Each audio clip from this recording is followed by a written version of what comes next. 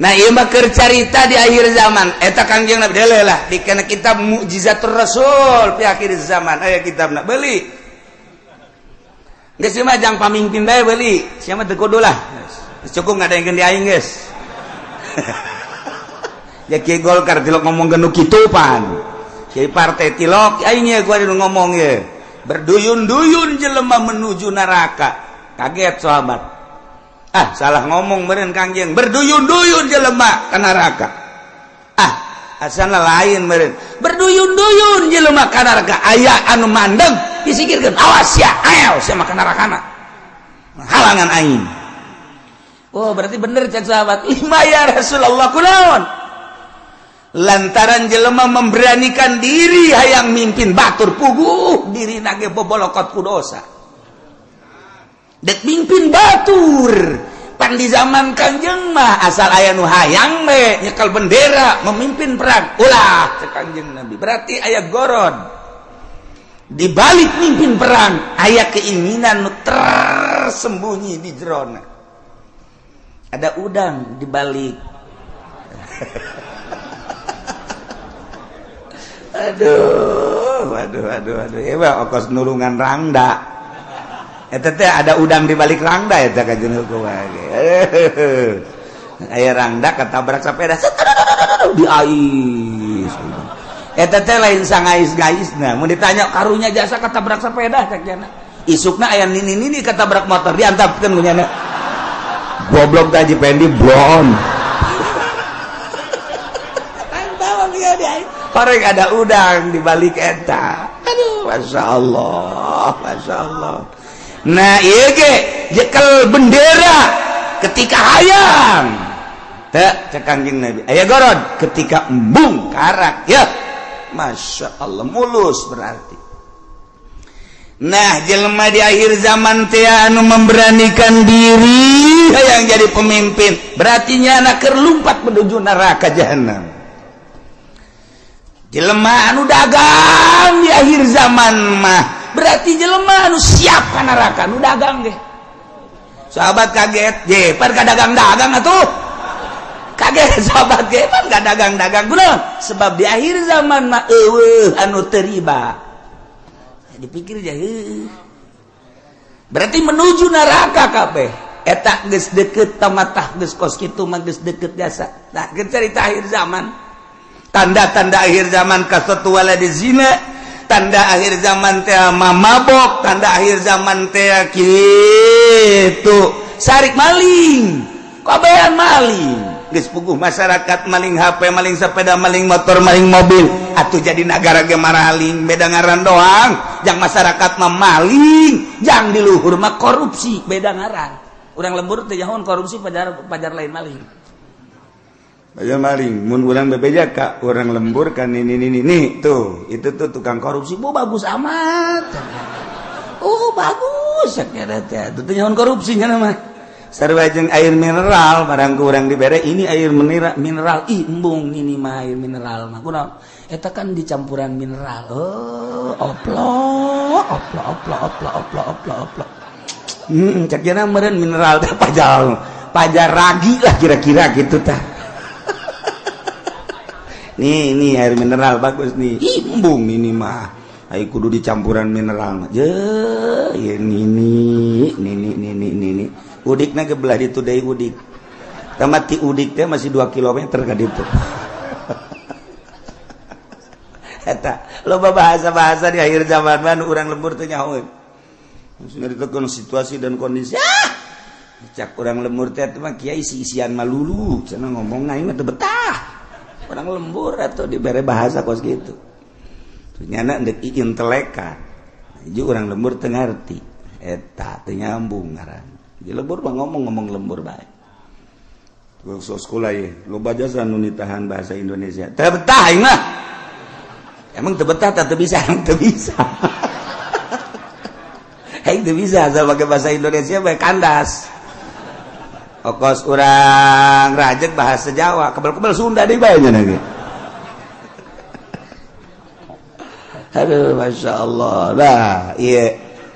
Jadi orang namun nyaritakeun mukjizat Kangjeng Nabi kadang hayang seuri bahasa Kangjengna hayang seuri hebat amat ngabahasa kena yusafiruna ila jahannam berangkat kabeh ka jahanam kedua yas'auna ila jahannam lumpat yas'auna mah yusafiru mah lempang yas'auna mah lumpat sahabat kaget penyaluatan si ka jahanam horeng bener sia ulah yang serikeun pamimpin lumpat ka jahanam nu tadi kadua pedagang ge orangana lalumpatan ka jahanam nomor katilu cak Kangjeng Nabi di imah bae ge tetep ka jahanam bae yeuh ajeuna mah kabehan tah bupati rada lega bae tadi masa kaing doang cak bupati jeung gubernur sia ge sarua ayo atuh berjamaah lah 5 ya Rasulullah kunaon make jeung di imah bae ge sebab di jero imah ge teu kaluar tina maksiat di jero imahna di jero kamarna nyieun kamar deui di jero kamarna nyieun kamar deui dipoekan tetep maksiat bae Allah Karim sebab apa di jero mainnya geus bisa make jaringan internasional sanajan di jero kamarna di kamaran deui kamarna dipoekan tapi nyana bisa nempo Hollywood di jero kamarna di kamaran deui dipoekan tapi nyana keur aya di Hollywood ya Allah ya Rabbi Masya Allah pindahkan keur aya di California Masya Allah pohara ya Allah jauh teuing lah ke California mah pencet deh Texas woi cek nini eta sih negara mana ulah loba omong nih nini mah nini bae nyahona paling ge bojong bae kendal bae nyahona bangsa nu karari itu bae teketos bae geus nyahona kadinya bae pugu di bojong geus sareng di Texas kuari mah eueuh nu teu akur kuari kahirupan di Amerika jeung di Citra aja atuh beda kahirupan di California jeung di BSD teu beda saeutik ketika can akur sok deuleu naon nu eueuh kuari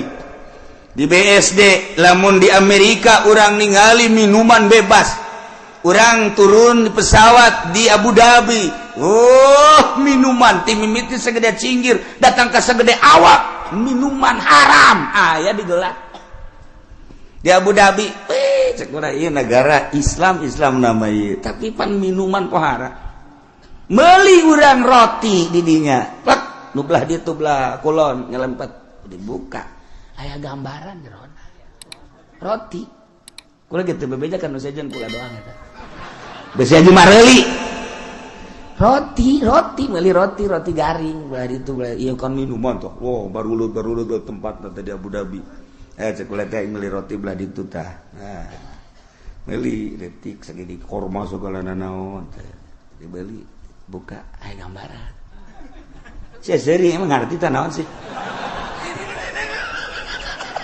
maksudna aya gambaran teu make calana sia geus ditutupkeun deui ku kula lah dia kan banjang bawaan ka imah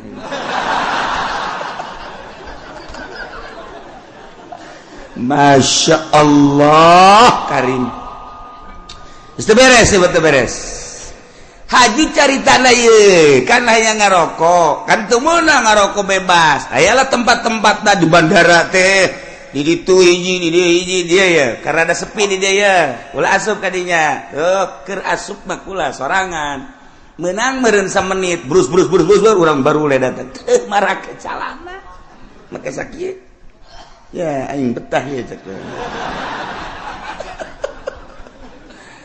perlakuan ngalakukeun nu teu senonoh di jero dihareupeun manusia geus biasa kaluar we kula masyaallah karim eta di Abu Dhabi kos kitu di Abu Dhabi encan di jerona eta kakarak di bandara masyaallah karim encan di Amerika na encan di Inggris encan di Jerman di Prancis teu kudu jauh-jauh di urang emang kumaha gitu masyaallah tanyakeun ke kacamat ge nanyakeun ka camat berarti rahasia geus teu kudu nanyakeun ka urang lembur ka camat anu gaul tapi camat saha teu jauh kula wae teu jauh gitu jauh jasa 1 2 3 4 camat nu gaul nu sok biasa kapanggih di satelit. Terus siapa semuanya satelitnya tadi mana? Dasar lembur sih mah. Kampungan. Kos gitulah Indonesia eta ge Tangerang. Mantak berduyun-duyun menuju neraka. Di akhir zaman geus eueuh anu henteu lumpat ka neraka. Cerik kabeh sahabat ketika cerik tetapi aya keneh manusia di eta zaman anu tetep ngomongna teger bae nyana menjaga mata jeli jeung sajabana tetep bae ka Allah eta teh cek Kangjeng Nabi saeutikna ge saeutik deui qolilan bahasa qolil teh saeutik agol min golil jadi itu bahasa Kangjeng Nabi agol min golil leuwih saeutik tinu saeutik jasa mun sakurangna seetik jasa eta ge direntogan bae ku bangsana deui nyana negakeun ke hak negakeun adil jujur dina kakarak nyarita doang geus direntogan ku berbagai tokoh ku berbagai masyarakat jeung ku berbagai tapi tetap aya bae cek Kangjeng Nabi datang ka engke Imam Mahdi turun datang ka Dajjal aya bae hiji mah setiap negara kabupaten dibere ku Allah hiji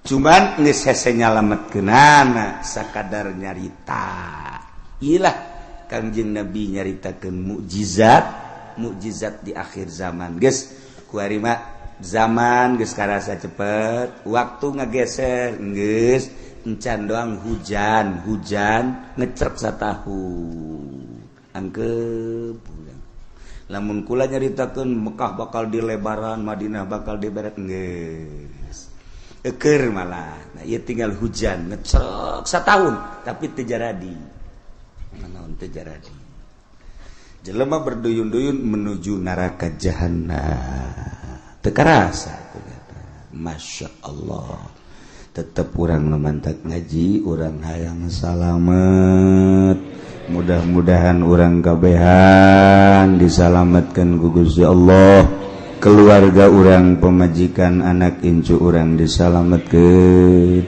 pamimpin urang geja eta mah ku nafsuna ieu ketika nyana ngaragap nurani nama tetepnya lagi ceurik sarua bae hayang salamet mudah-mudahan dibere babalik pikir kemudian nyana bisa ningali ka arah anu salamet amin ya rabbal watanakidul imamatu bisa sah jadi pamimpin jadi presiden bil bai'ati ku di bai'at wal asahu nurutkeun cekal asah bai'atu ahlil hilli wal iqdi saha minal ulama'i war ru'asa'i wa wujuhin nas alladzina yatayassaru ijtiba'uhum artina nu milihna teu kudu keseluruhan negara nama bentukna khalifah tapi praktek memilih nama bai'at kulantaran bai'at teh aya bai'atu ahlil hilli wal iqdi berarti aya pemilihan demokrasi sebab ketika harita nu hendak dipilih diangsongkeun tilu tokoh lain bae Sidina Abu Bakar Siddiq ayat tilu cuman nu dipilih Abu Bakar Siddiq berarti kan hampir mirip secara demokrasi pemilihan nama dipilih biasa nah ieu keur carita memilihna wal asahu bai'atu ahlil hilli wal iqdi henteu kudu keseluruhan masyarakat nu buta dituntun nu torek dituntun nu nini dituntun teu kudu jadi dipilih per desa sabaraha nu boga wawasan untuk maju lamun sakecamatan sabaraha desa pilih per desa teh mun sadesa aya 18.000 manusia kemudian diperkecil deui ku ari mah di kitu naon ngaranna dipekarkeun jadi 8.000 atau 7.000 per desa eta nu 7.000 tingali per kelompok-kelompok nasasi nu boga wawasan untuk maju ieu teh jang keselamatan bangsa jeung negara ahli hilli wal iqdi geus ulama nu milihna ulah diberean duit di umrah-umrahkeun supaya manehanana milih tegala dibere motor diberi mobil, aduh, eta mah sogok menyogok ngaranna. Lamun aya kiai nu narima sogokan ti pemerintah, sogokan ti jelema-jelema nu endek calon, eta berarti kiai keur lumpat nerleng bae dek menuju neraka jahanam. Teu kudu ese dengan kiai kos gitu. Lamun aya jelema kiai dek milih pemimpin tapi jana menerima sogokan ti partai, ti ketua di kandidat berarti eta kiai keur ninggalkeun masyarakat dak menuju neraka jahanam. Tinggal kukula ada ditanya aya eueuh kiai nu geus kitu. Aya, lamun aya pang nyebutkeun saurang. Coba ulah isin-isin. Saurang bae. Di Tangerang bae teu kudu ka sarang-sarang. Tangerang aya eueuh. Aya, urang Pasar Kemis aya eueuh. Sia mah aya bae, kagak deketan ka Cilongok sia. Saya mah deka aing meureun, kajen kumaha ge. Dasarna sia mah ekstrim.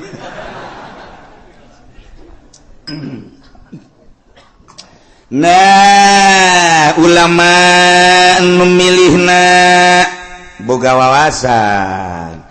Di samping ulama ruasa, pemimpin-pemimpin tokoh-tokoh. Wa wujuhin nas, ketua-ketua manusia anu gampang kumpulna dalam rangka menyatukan visi dan misi untuk memajukan bangsa jeung negara. Masya Allah, nu milihna nu kos kitu. Yes. Kuari maka simpulanana bae wa syartuhum sifatus syuhud. Syarat jelema nu endek mengangkat kepemimpinan, ulama, tokoh, termasuk itu kepala-kepala kampung dan lain-lain sebagai berbagai lapisan masyarakat anu dianggap mempunyai wawasan.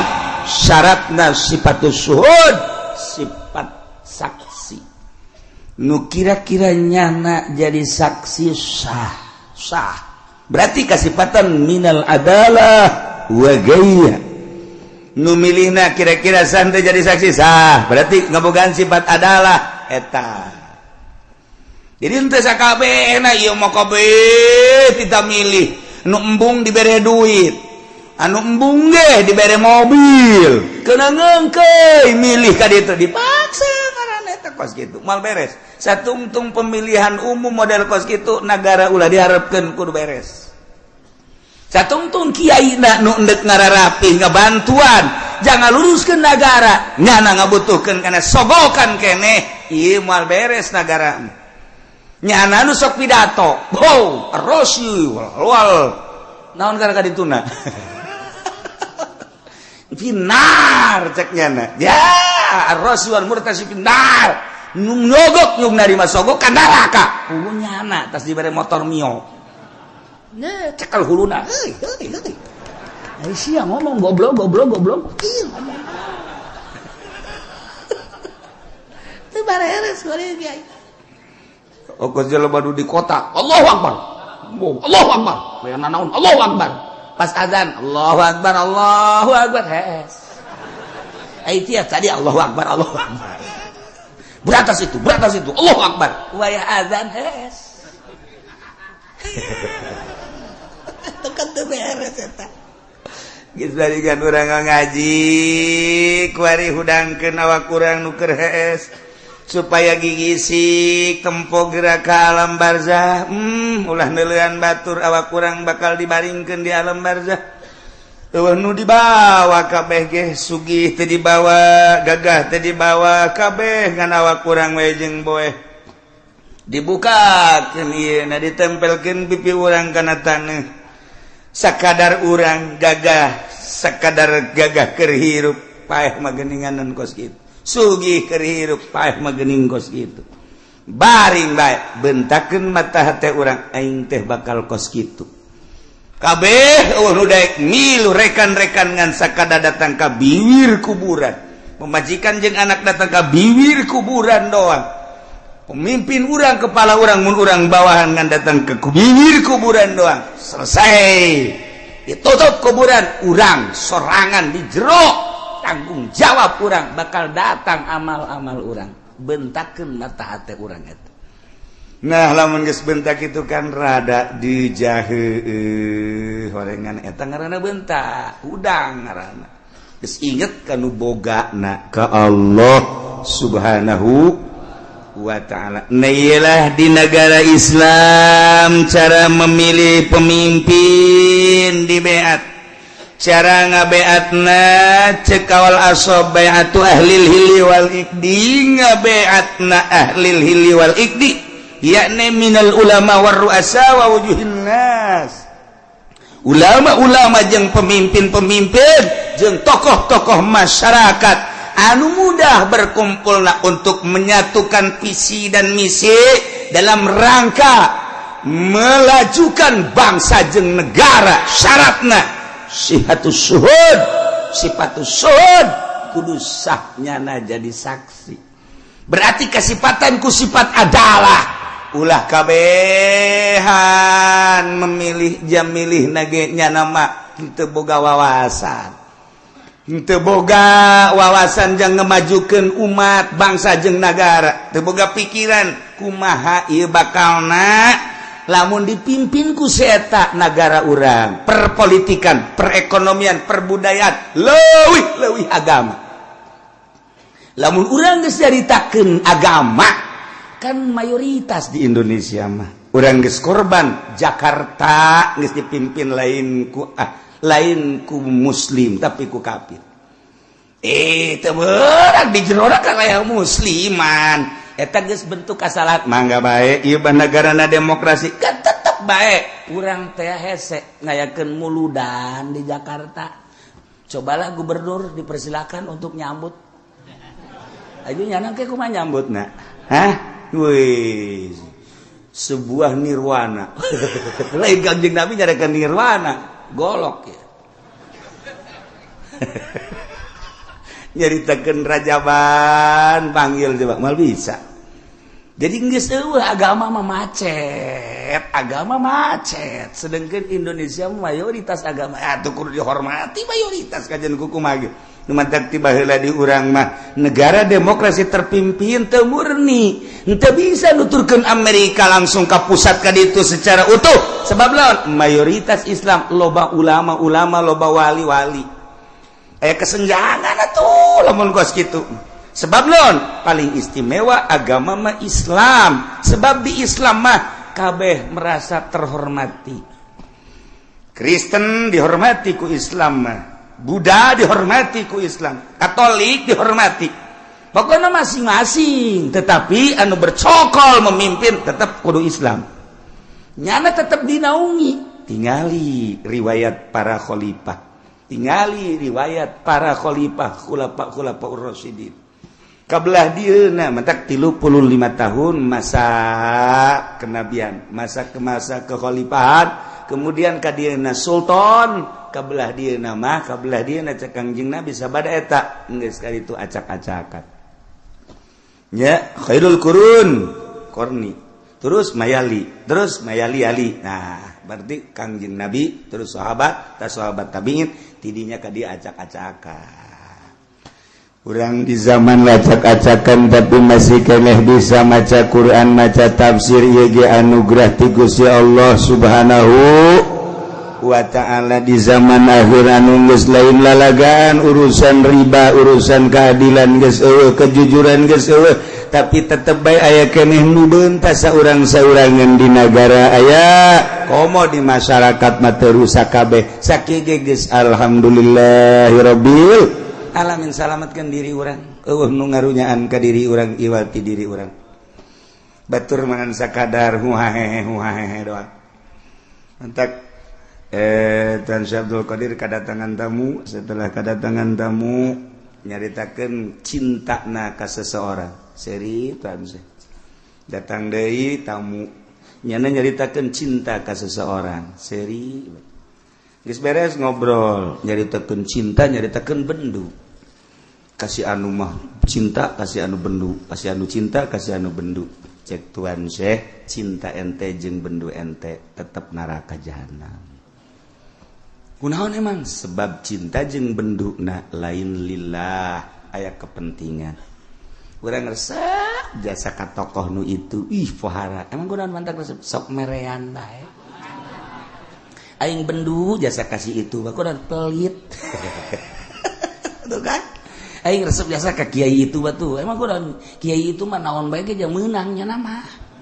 Itu suara mah meunang bae, anu mengkredit meunang, segala meunang. Kalau deposito meunang, aing geunaheun. Kadinya aing bebarengan jigana nonton bola tah, kiai mah kudu kos kitu internasional.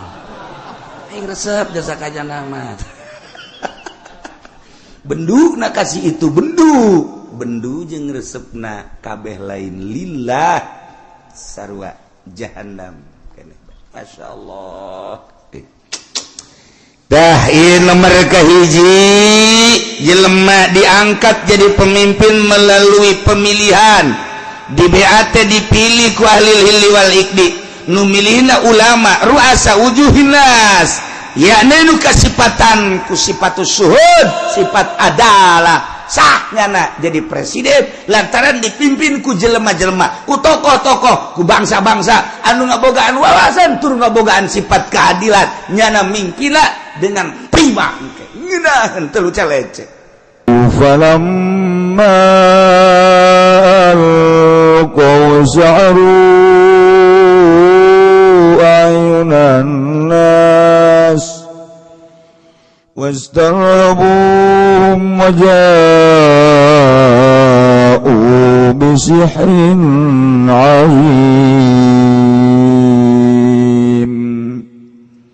الله أعلم بمراد kala ngucap ya Kangjeng Nabi Musa ngucapin lapad alku nibakeun sira gawe amrun lil izni yaiku parentah kadua ngirinan litaqodimi raqaihim kalawan andinginakeun nibakeun ya sahara kabeh tawassulan bihi na ara-ara gawe lantaran kalawan Kangjeng Nabi Musa tawassulan kena ara-ara tawassul kalawan musawassul tetaktik ilahi dari lagi mari ngalairkeun hak falamal kau maka samang-samang sanibakeun ya sahara kabeh hibalahum wa isyahum ing pirang-pirang tampara sahara lan tetekene sahara pirang-pirang tetekene sahara asaharu maka pada ngalalihir ya sahara kabeh ayunan sing pirang-pirang mata manusia Sawabuha nakikoti dokia tegese molahaken ya sahara kabeh aing ayunan nas saking hakikat nemone ayunan nas wasarhabu namring memadani ya sahara kabehum ing nas khawafuhum tegese memadani ya sahara kabehum ing nas haitsu khayaluha hayatan tasa sekira-kira ngareka ya sahara kabeha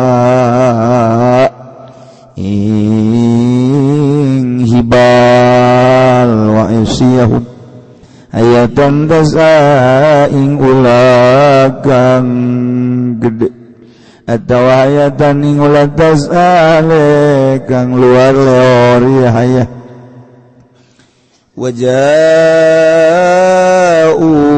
lanta kaya sahara kabeh bisirin nazim kalawan sihir kang agung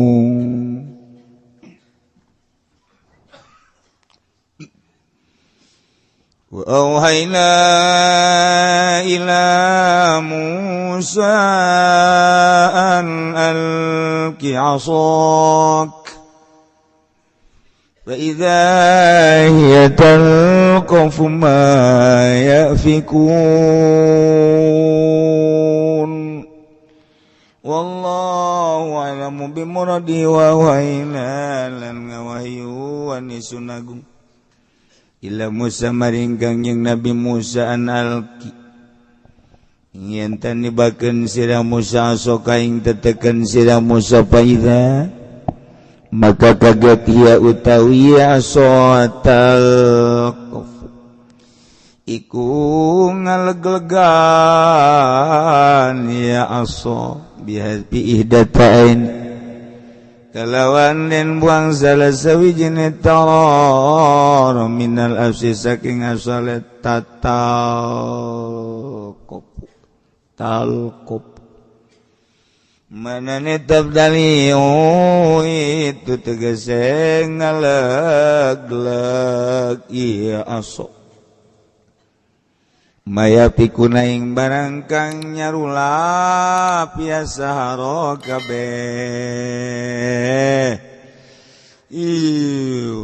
ya qalibuna tegese ngabalikeun ya sahara kabeh bitumuhim kalawan tipu sulape ya sahara kabeh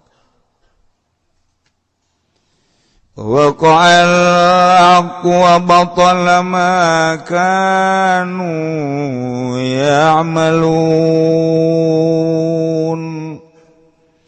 Allahu a'lamu bimuradi makatuni bapa haqq sabata tegese tetep ya hak wa dhahara lan lahir ya haqq wa batala ma kanu ya'malun lan batal apa barang kang ana ya saro kabeh ya maluna iku migawe ya saro kabeh minasiri saking sihir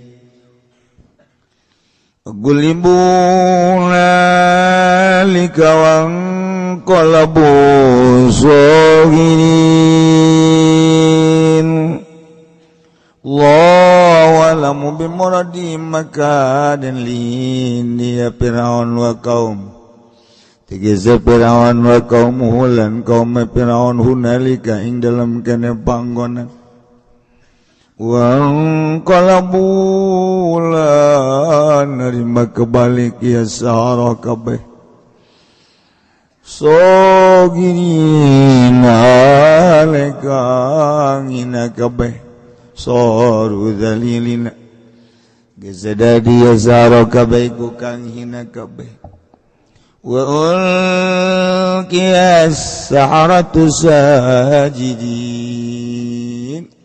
lan den tibakeun apa pirang-pirang ahli sihir sajidin alekang sujud kabeh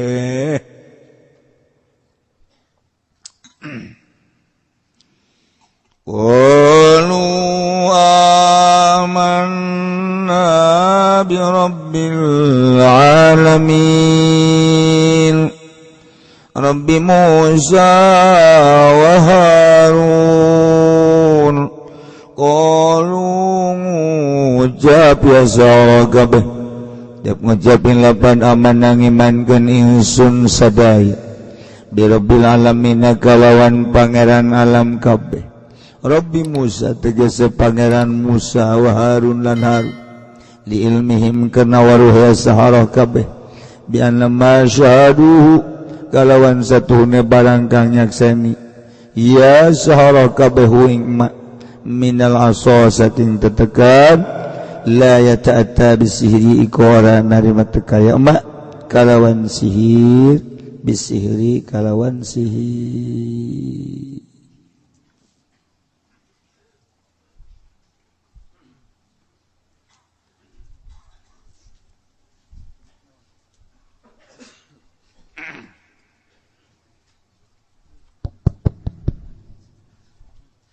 gedekan saya dik pisan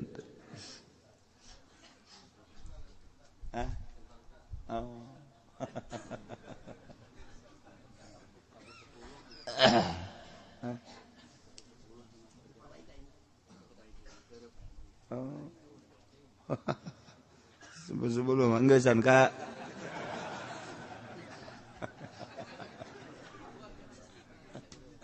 Allah karim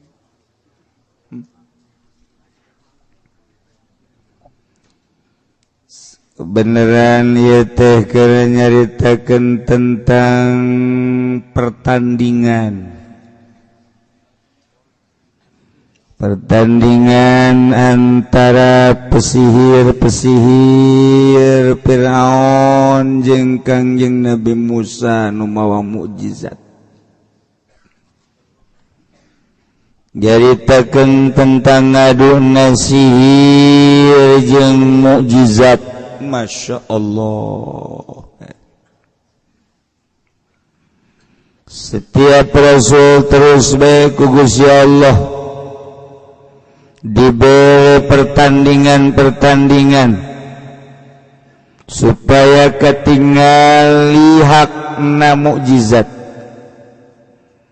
supaya kadulu benerna mukjizat andingkeun jeung sihir.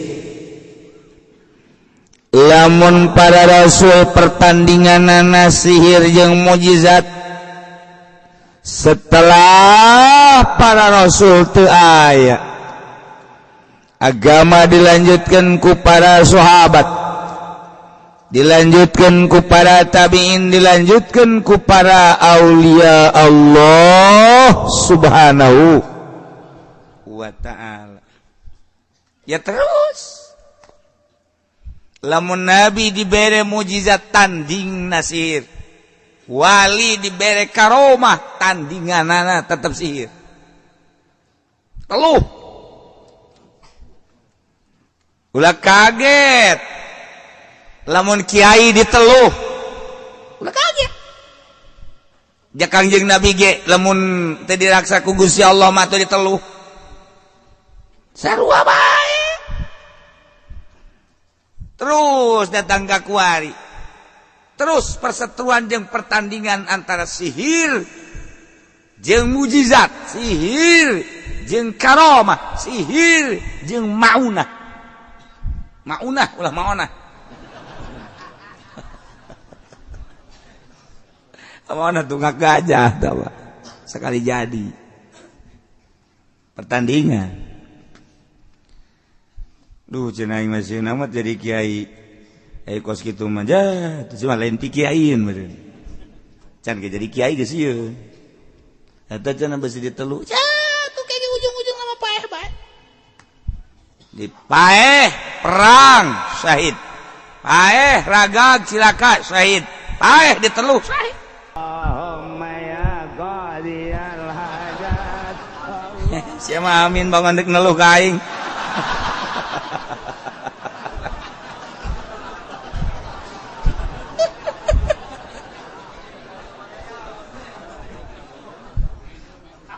Iya, tidak sekarang itu, masya Allah, kayak udah kaget. Ya orang mah atuh boga pendamping, belah dituna Gusti Allah, besi terlalu keren pendamping Gusti Allah mah isin, aya malaikat tega dampingi orang, mantap. Orang teh ya, orang segede orang, kadang-kadang sok kayak aneh, kumaha aneh nak?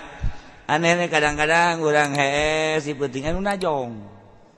Itu teh maksudnya mah itu teh tidak hudak. Malaikat teh, namun lain malaikat jin meureun salah jalan. Jin ge, hampura cek cenah aing salah jalan. Kata aja urang, ngan urang mah geus udang teh jam sabaraha? Jam 2. Deuh, puting kene. Sial jasa reup deui. Budak pada tanah Allah. Eta teh geus aya bimbingan berarti.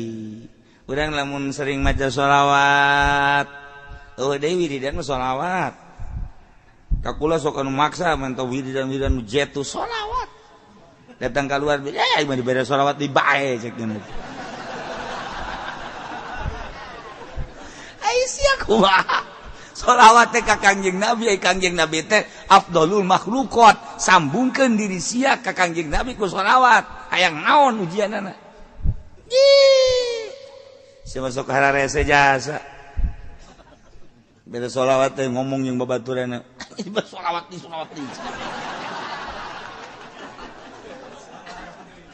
Hayang naon atuh sia hayang naon? Nah, urang dibimbing ku Allah, dibimbing ku malaikat. Lain lalagaan bimbingan. Lamun cacak-cacak bimbingan moal kuat. Moal kuat tuh mantap kuat ge. Seorang penegak agama aya ngabimbing. Boro-boro nanaon nafsu nabe dibimbing ku Allah. Ulah. Nafsu. Ulah, cilaka dibimbing ku Allah. Tah hayang aya nu ngabimbing model kitu teh eta teh kudu loba hudang ti peuting, kudu zikir, maca sholawat, kakarak di jero hate ngegelempeng blek. Beda. Di jero hate teh aya eusian. Eusi teh eusi ma'rifatullah. Nu mawa wani, nu mawa teges, anu mawa lesang, marifat. Ngomong eta kapan lamun henteu marifat mah teu lesang. Ai hartina teu lesang teh aya muatan bae. Ngomong urang di hareupeun bupati muatanana amplop. Ngomong urang di hareupeun anu ngariung muatanna berkat. Kos kitu bae kan tuh. Atuh teu bener kumaha aja sih makarar itu. Eta teh kudu dibenerkeun ku sia aja ingin nyaho.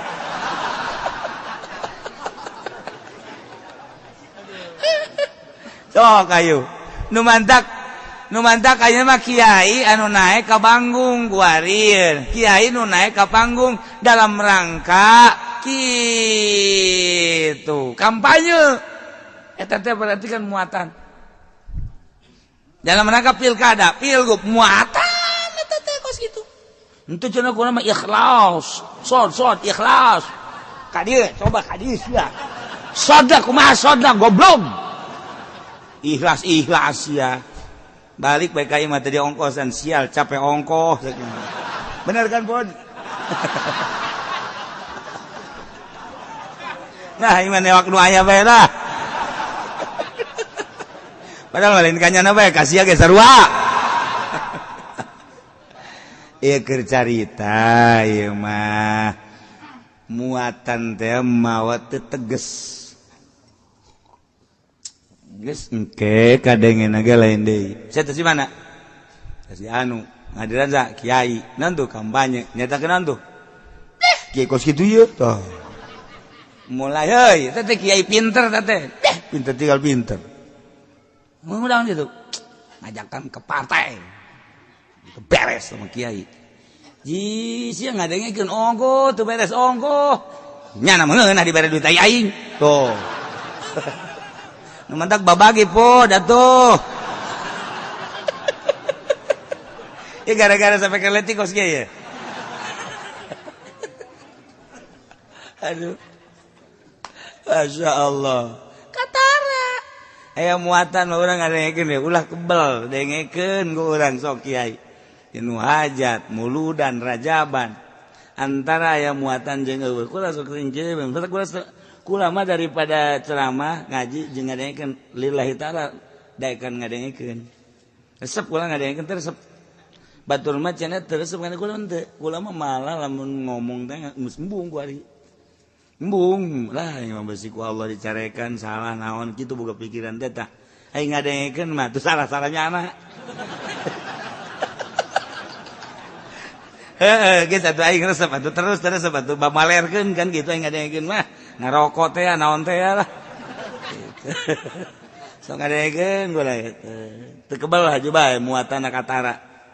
Kudu bisa ngaji bilagah mah komo tek geus katara. Katara kajian ku kumaha ge. Geus eueuh nu teu katara saeutik ge. Urang ngaji bilagah teh aya makom, likuli makom makol, likuli medan rijal. Aya muktado nganyahoan kurang kamari aya Habib Salim Jindan NKRI marka naon marka bingung kan urang horeng harga mati atuh urang matinya pajar marka atuh marka mah jalan cek urang teh kunaon eta lain haolan nyaritakeun eta berarti muatan NU kan NKRI mah berarti nyana keur nyaritakeun NU. Kabawa ka Habib Lutfina ka NU-NU-an. Nyaritakeun Nusantara kan Nusantara mah NU. nyaritakan tentang Muhammadiyah eta teh Sayyidina kan eta mah persatuan antara NU jeung Muhammadiyah kabawa kanyawan ku ahli ngaji mah keluar tina jalur deuk saha mentak resep ngadengekeun teh resep marga aturan mah marga lamun marga mah di Bandung marga hayu henteu salah nu salah ngan kaluar tina muktado cek tukang ngaji bilaga ya paranti nah tuh ya mantak ngaji lun kieu ye sesuai jeung makom sapekerna rusak dilun situasi makom ayo naik naon ieu geura kiai mana bae naik ke panggung kanyawan ieu muatanna NU muatanna partai muatanna kitu pilkada pilgub atuh bakal kanyawan nah tina muatan eta niatna engke ku urang dideuleu naon niatna Allah maha uninga takula geus dibere embung muatan gitu teh ngaji bae ngina sana ngaji mah bolon sia goblok sia cek kiai aing dibolon-bolon balik sia aduh jangan noel di kacamat urang balik yuk los sia yang ngejebur ka neraka ulah didengekeun kulantaran maksudna naon maksudna teh supaya nyana ka Allah sugan marah nyana teh paling aya 1 2 3 4 5 6 7 8 marah atuh sabodo jaing mah teu ngamusun ngamarahan nyana maksudna dek dijadikeun dibawa ka Allah sabisa-bisa daek nyana ngadengekeun los berarti menang hidayah teu daek nyana mundur bae yuk ngajina yuk didinya mah didinya di Cilogon urang jauh ceuk abe babari balik atuh los emang aing teu nyaho gitu jauh anu ngabejaan tuh di masjid aya hiji nyaho zaman tadi teh di dieu ngajina kudu jauh ka ditu bong aing lamun sasalaman ceuk nya teh poe aing carakan malulu itu gua ngomong gitu tuh sia ngaji ongkoh aya anu geus bugraget teh ka kula bugraget kiai tapi kunaon tuh air rekamanana mah menta deui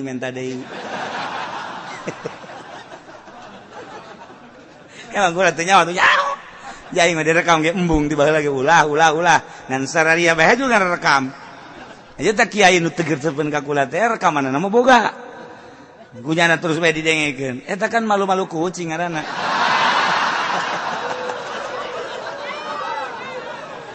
ngan henteu nanaon kula mah hari nyana aya mangpaat nama tu mangga bae baik henteu aju kurana bendu teu mun kula bendu bae carekan ku Allah entek eueuh nu dipake ke bendu sasage pamarentah emang kula bendu ka pamarentah henteu ka bupati deukeut ka gubernur deukeut komorano karno pernah shooting bareng ban baheula